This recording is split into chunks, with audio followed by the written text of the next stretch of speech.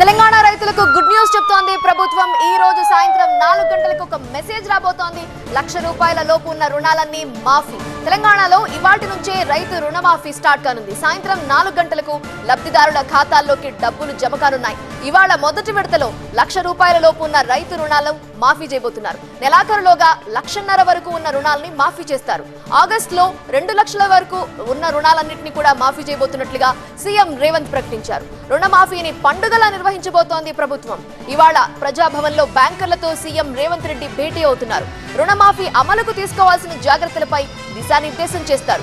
రేవంత్ అధ్యక్షతన జరిగే ఈ రాష్ట్ర స్థాయి బ్యాంకర్ల సమావేశానికి మంత్రులు భట్టి, తుమ్మల, అధికారులు హాజరు కానున్నారు. ప్రతిష్టాత్మకంగా తీసుకున్న కార్యక్రమం కావడంతో ఎక్కడా పొరపాట్లకు తావు లేకుండా చూసేలా కార్యాచరణపై ఫోకస్ పెట్టారు.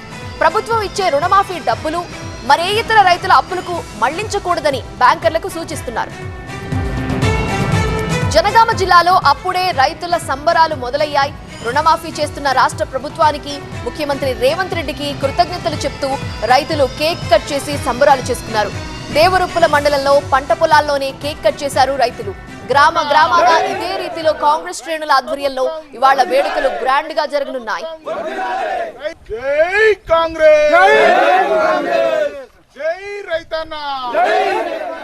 రైతు ప్రభుత్వం, రైతు ప్రభుత్వం, జై కాంగ్రెస్, జై రైతన్న, రైతు ప్రభుత్వం, రైతు ప్రభుత్వం.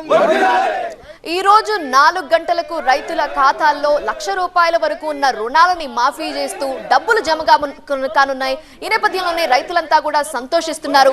జనగామ జిల్లాలో రైతుల సంబరాలనే మనం చూస్తున్నాము.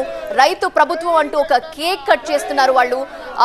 ఇప్పటికే సంబరాలు మొదలైపోయాయి. కాంగ్రెస్ శ్రేణుల ఆధ్వర్యంలో ప్రతి జిల్లాలో కూడా ఒక వేడుకలా నిర్వహించబోతున్నారు రుణమాఫీని.